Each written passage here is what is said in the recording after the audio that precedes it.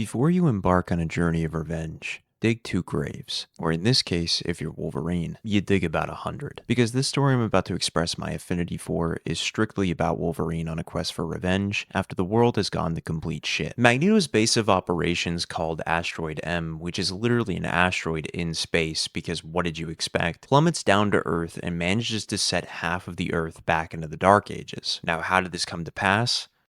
It's never explained. Say goodbye to Spider-Man and every other superhero you love. The world is coming undone and barely anyone is left to help save it. And it's due to this that Nick rallies together what few surviving heroes and agents he can to assemble a squad that can acquire a cold fusion seed reactor that can help turn the lights back on and perhaps save billions. Only the Brotherhood of Mutants have it in their possession and there's no telling what they'll do with it. So shipping out to claim it as the world's last hope for survival, a villain known as the Mastermind, acting as the Brotherhood's defense, controls several SHIELD agents aboard the remaining 3 helicarriers left in the world, commanding them to shoot each other down, leaving the strike team the only ones left remaining, which is Wolverine, Captain America, the Winter Soldier, and like a handful of SHIELD agents. It's looking hopeless out there. Only it's while scattered, they're all brutally taken out one by one, each more gruesome than the last, till all that remains is the Winter Soldier, Cap, and Wolverine. Ultimately, it comes down to Wolverine, and he knows the entire team's been taken out, but it doesn't stop him from still trying his damnedest to save the world. Yet Wolverine gets jumped and chained with the others. It's while awakening that they discover something stuffed inside each of their chests. A bomb. At first they think it's blackmail to do their villainous schemes, but Wolverine knows that it's really just them playing with their food because they know they've already won. But he at least expected more from a fellow comrade like Colossus, who as it turns out has sided with the Brotherhood to save his nation from the fallout of Asteroid M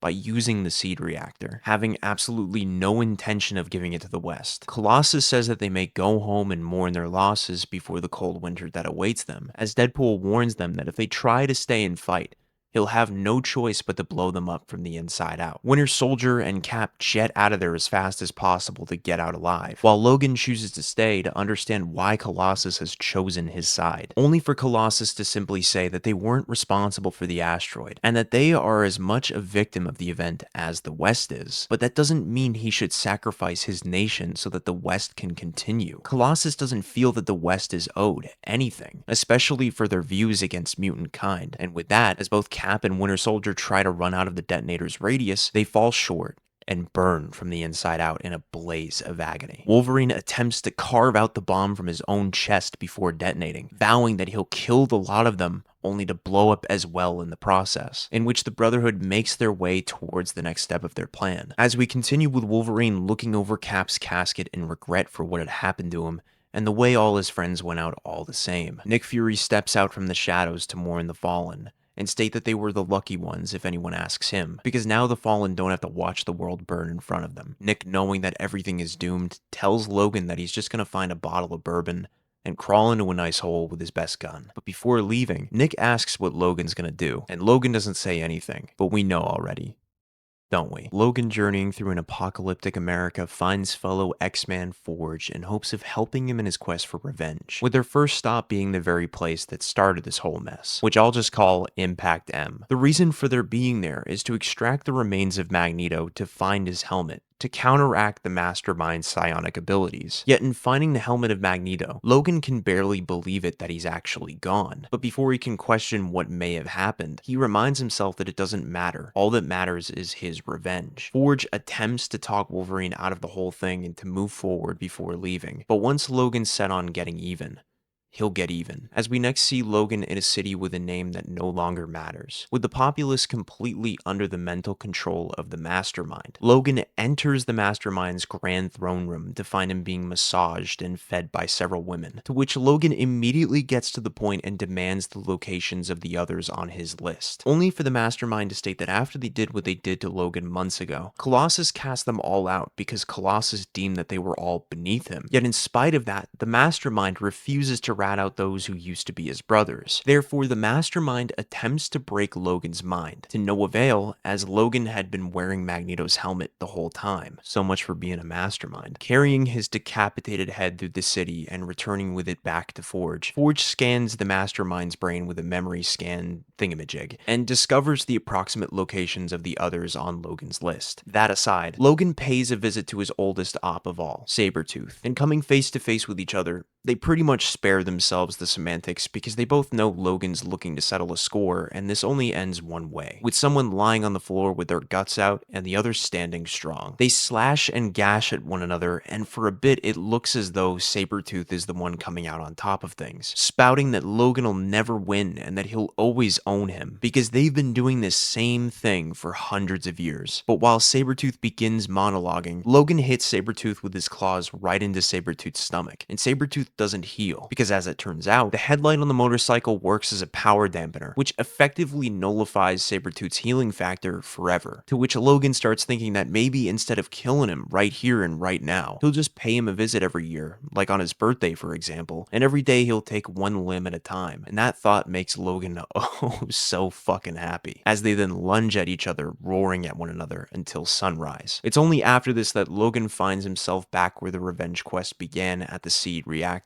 only now there's something off about it. Approaching it further, Wolverine runs into Omega Red. As you can already imagine, Logan dispatches Omega Red forever pretty quickly and climbs up one of the reactors to find Deadpool at the very top. But Deadpool isn't himself anymore. Where he may have rushed to the fight with guns, explosions, and a bunch of exhaustive jokes, Deadpool just sits atop of the reactor in shame and regret of his prior actions, explaining that the seed reactor has just been expelling nuclear fallout and everything they did was just for nothing. In a moment of pure honesty, Wade expresses his own guilt to Logan, and that usually he can push all the bad stuff down, but the load has become too big to push down anymore. Life has become unbearable to Wade, thus Wade stands up and lets gravity do the rest, until Logan grabs him at the last second. Wade feels forgiven, he feels happiness, like he has a chance to team up with Logan and kill Colossus. Yet Logan asks Wade one simple question: do you think someone who's done all the things we've done can really be forgiven? Wade looks at Logan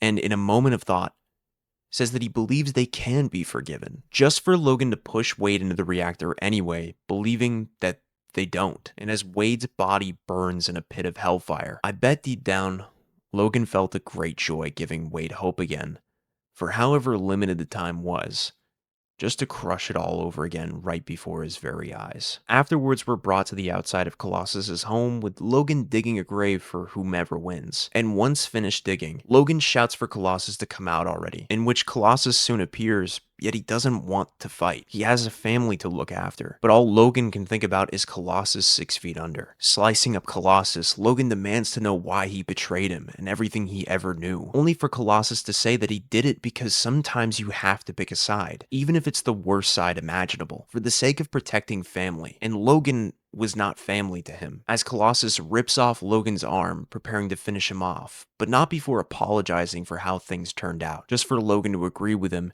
and open his claws into Colossus's head, killing him instantly. Healing his arm back and looking over Colossus in regret for how things went so wrong, Logan buries his body beside the house and calls it finished there, which ends Logan's quest for revenge. I hope you liked this video.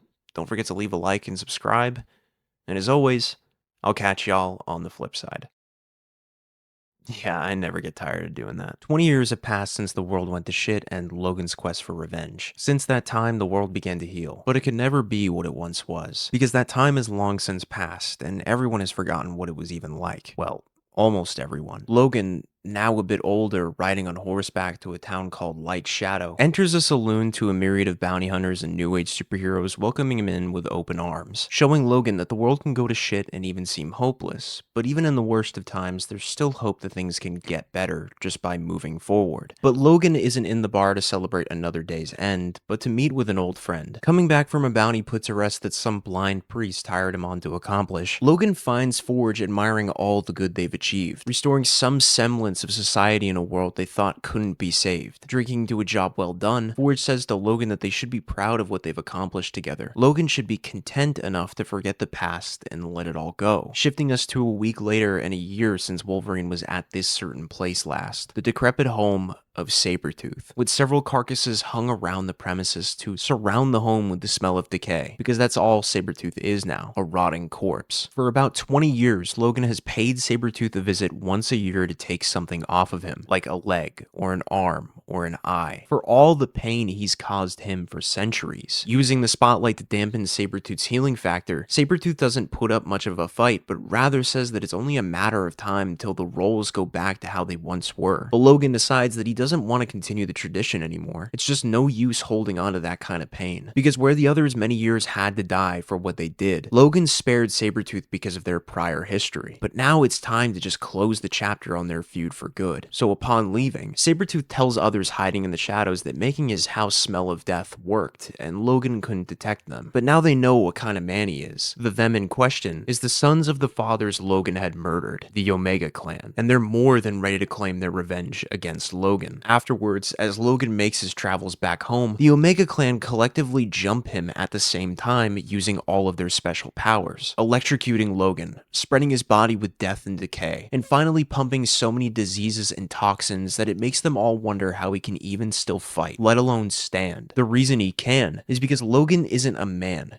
He's a force of nature, of which the Omega clan learns this all too cruel truth the hard way. And Logan learns through making the last son's moments pure agony that they were all sent to him by Sabretooth. Yet there is one final son that still stands, that has spent 20 aching years knowing and despising that the man who took his father from him is still breathing, while his father, Colossus, remains buried in the ground, flashing us back to a fond memory between Colossus and his son Nikolai, appreciating a beautiful sunset together and a glorious harvest to come. Colossus tells Nikolai that this is what life is supposed to be, feeding yourself and to provide others with what's necessary. Yet before Colossus can continue, Nikolai asks his father what it was like to be a hero before everything, because Ilyana, who most of you guys know to be magic, told him stories, to which Colossus tells his son that he was a strong man that was forced into situations bigger than himself, and forced to do things that he now regrets. But the life he leads now as a father is something he wouldn't trade for the world. And as Rasputin heads in to wash up before dinner, looking back to his father holding his head in sadness, he says to his father that he's his hero, before bringing us back to the bleakness of the present, with Logan arriving just outside of Sabretooth's estate. Hovering outside with Nikolai by his side, Logan is taken aback, like he's seeing a ghost, because Nikolai is the spitting image of his own father, after which Logan tells Sabretooth that he doesn't remember Sabretooth as anything other than the shell of a man he is now, and believes he's completely won, stating that Sabretooth's nothing but a beaten dog now. This enrages Sabretooth like you wouldn't believe, as he commands Nikolai to throw him at Logan as hard and as fast as he can like they planned. So being thrown, the chicken nugget that was once Sabretooth is sent hurtling towards Logan, only to be sliced clean in half with complete ease. Now you'd think that Logan would feel some sort of satisfaction after finally ending it with Sabretooth, but there isn't. There's still the same anger burning in his heart, telling Nikolai that maybe he should think about that before his next actions. Yet that's all Nikolai has thought of for the last 20 years. And it's not as if Nikolai is some hardened killer either. He spent his whole life never killing, saving his first and only kill for Logan. So before they start, Logan tells Nikolai that if it means anything, he does regret killing his father. And knowing that Nikolai can never really fully kill him, Logan takes the power dampener and uses it on himself to make things fair. Engaging in combat, Nikolai immediately summons a gateway to Limbo. That way, Nikolai can kill Logan, the man he hates more than anything, in a realm equal to that hatred, deeming it a fitting end to Logan. The fight is a fierce one, and Nikolai stops at nothing to hurt Logan, slicing his burning sword into Logan's arm. But upon Logan getting the upper hand thanks to his adamantium skeleton, Logan sees the face of his friend, Colossus, over Nikolai and hesitates, leaving Logan open for the killing blow, bringing about his own swift yet excruciatingly painful death. Thereafter, Nikolai leaves the sword in Logan's skull and returns to the mortal realm, feeling no different than when he set out on his mission in the beginning. And Logan, well, it turns out he tampered with the dampener to give Nikolai the closure he needed from killing him. But in a way, Logan is dead and remains trapped in limbo, for his thirst for revenge led him down this path he was never getting off of. But if he's stuck in hell forever, why not make the most of it and rule it while he can? Which brings us to the end of Wolverine's revenge.